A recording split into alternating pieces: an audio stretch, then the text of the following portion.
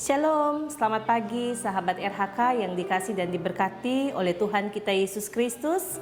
Baiklah, di hari Kamis tanggal 8 Oktober tahun 2020, sebelum kita hendak memulaikan persekutuan kita di sepanjang hari ini, entah itu belajar, entah itu bekerja, mengerjakan bagian yang ditaruhkan kepada kita secara bersama-sama. Mari kita dasari dengan beribadah kepadanya. Kita berdoa. Terpujilah Engkau Bapa di sorga untuk kasih setiamu, sebab besarlah perbuatanmu di tengah kehidupan kami. Kami menikmati hari baru karena Tuhan, kami telah ditolong melewati gelap malam. Kami akan mengerjakan bagian kerja kami hari ini, yang sudah Tuhan percayakan bagi kami. Tetapi sebelumnya, sebelum kami memulai segalanya, biar kiranya Engkau Tuhan yang akan terus menguatkan dan meneguhkan kami.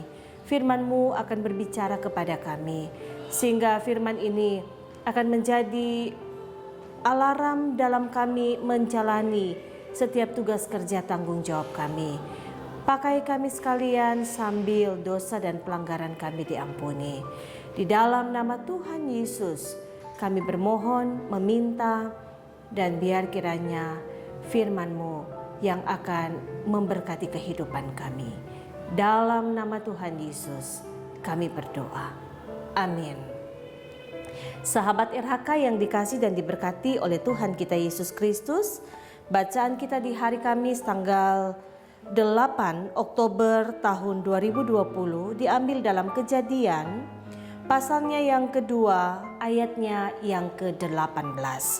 Kejadian 2 ayat 18 berkata seperti ini. Tuhan Allah berfirman, tidak baik kalau manusia itu seorang diri saja. Aku akan menjadikan penolong baginya yang sepadan dengan dia. Dan perenungan kita diberi judul, penolong yang sepadan. Tuhan menciptakan manusia sebagai makhluk sosial yang butuh sesamanya. Karena manusia diberikan tanggung jawab yang besar, yaitu harus memelihara dan mengolah tempat di mana manusia itu diam, dan karena tugas tersebut tidak dapat dikerjakannya sendiri. Peran sesama yang diberikan Tuhan kepada manusia adalah sebagai penolong, bukan hanya untuk memenuhi kebutuhan satu pihak, tetapi sama-sama saling membutuhkan. Karena itu, setiap orang percaya harus menyadari bahwa kehadirannya di dunia ini adalah sebagai penolong satu dengan yang lain, dan hal ini terwujud dalam kerja bersama-sama, saling membantu, saling menopang, dan saling melayani. Sahabat RHK yang dikasih dan diberkati oleh Tuhan kita Yesus Kristus, Tuhan Allah berfirman, tidak baik kalau manusia itu seorang diri saja. Aku akan menjadikan penolong baginya yang sepadan dengan dia. Penolong yang sepadan berarti lambang dari kekuatan yang menyatakan juga bahwa Tuhan sebagai penolong Israel. Kita bisa lihat dalam Mazmur 33 ayatnya yang ke-20. Penolong dalam pengertian perempuan, istri, sejajar sebagai pendamping yang berinisiatif dan menjadi mitra laki-laki suami. Kata sepadan mempunyai nilai yang sama, sebanding seimbang. Berarti Adam diciptakan sama uniknya dengan Hawa, juga menunjukkan fungsi dan tanggung jawab suami istri yang sama besarnya. Walaupun secara otomatis suami memegang peranan sebagai kepala dan istri sebagai penolong, di mana suami dan istri punya tanggung jawab yang sama dalam menggenapi visi Allah.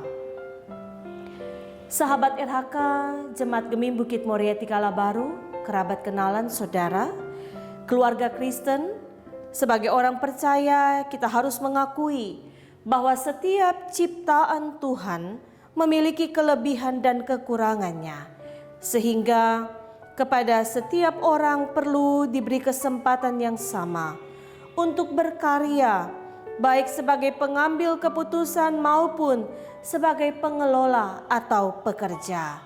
Dengan demikian, tidak akan ada monopoli pekerjaan, monopoli peran, dan juga tuntutan akan keseimbangan kerja antara laki-laki dan perempuan.